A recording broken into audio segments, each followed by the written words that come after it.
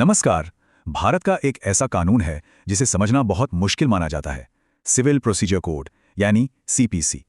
लेकिन क्या हो अगर हम इस जटिल कानून को एक बिल्कुल सरल कहानी जैसे ढांचे में तोड़ दें। चलिए आज यही करते हैं। तो आज हम कहाँ से शुरू करेंगे और कहाँ तक जाएंगे। सबसे पहले बात करेंगे कि लोग इसे इतना नापसंद क्यों करते हैं।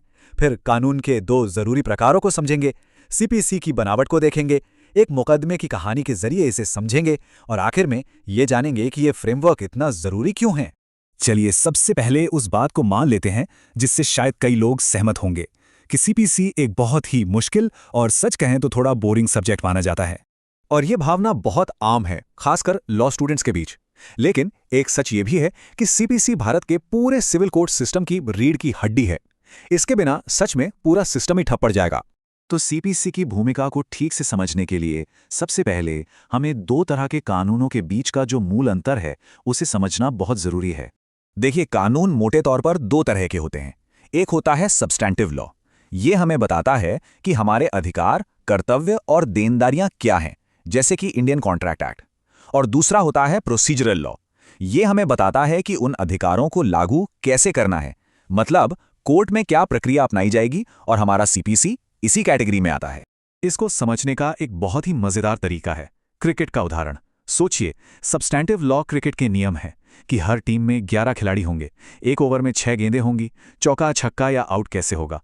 वहीं प्रोसीजरल लॉ ये बताता है कि खेल खेला कैसे जाएगा, जैसे अंपायर के फैसले के खिलाफ अपील कैसे होगी या बारिश होने पर क्या प्रक्रिया होगी। एक क्या है, दूसरा कैसे। तो ये तो साफ हो गया कि सीपीसी एक प्रोसीजरल लॉ है। अब इसको समझने की जो चाबी है ना, वो इसकी बनावट में ही छिपी है।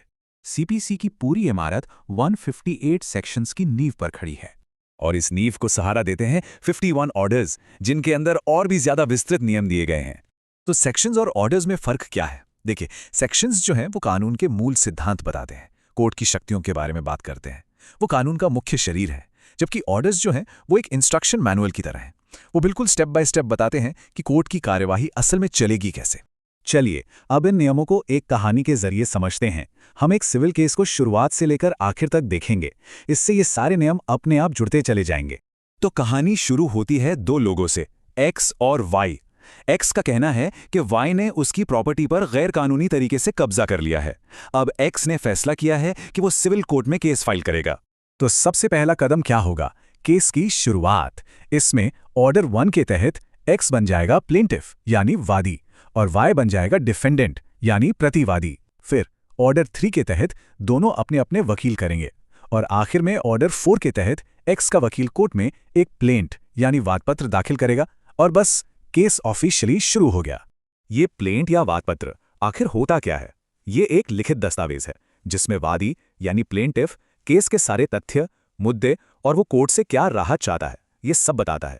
ये एक तरह से वादी की तरफ की पूरी कहानी होती है। अब कहानी में कोर्ट की एंट्री होती है। ऑर्डर 5 के तहत कोर्ट वाई को एक समन्स भेजेगा और उसे कोर्ट में पेश होने के लिए कहेगा। फिर ऑर्डर 8 के तहत वाई का वकील उस प्लेंट का जवाब देगा, जिसे रिटन स्टेटमेंट कहते हैं।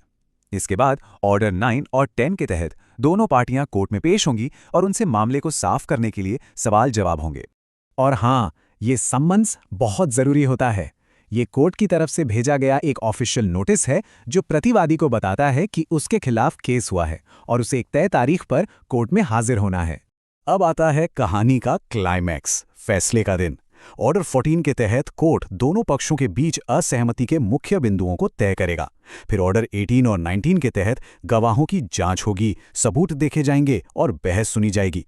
ऑर्डर 20 के तहत कोर्ट अपना फैसला यानी जजमेंट और डिक्री सुनाएगा और सबसे आखिर में ऑर्डर 21 के तहत उस फैसले को लागू करवाया जाएगा।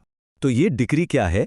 ये कोर्ट के अंतिम फैसले का वो रूप है जो कानूनी तौर पर यह तय कर देता है कि दोनों पार्टियों के अधिकार और दायित्व क्या हैं।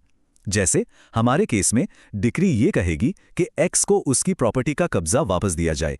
तो इस पूरी कहानी और इस पूरे फ्रेमवर्क का मतलब क्या निकलता है? ये इतना जरूरी क्यों है? देखिए, जब सीपीसी को सिर्फ नियमों की एक लंबी चौड़ी लिस्ट की तरह नहीं बल्कि एक मुकदमे की कहानी की तरह देखा जाता है, तो ये पूरा कोड अचानक से लॉजिकल लगने लगता है। इसका जो डर है वो कम हो जाता है। ये दिमाग में एक तरह का मैप बना देता है जिससे सब कुछ समझना और याद रखना बहुत आसान हो जाता है। तो अब जब ये नक्शा साफ है तो ये नई समझ कानूनी दुनिया के कौन से नए दरवाजे खोल सकती है। असल में ये नज़रिया किसी को भी उस विषय को समझने की ताकत देता है जो कभी बहुत मुश्किल लगता था, और इससे भारत की सिविल न्याय प्रणाली की एक गहरी समझ का रास्ता खुलता है।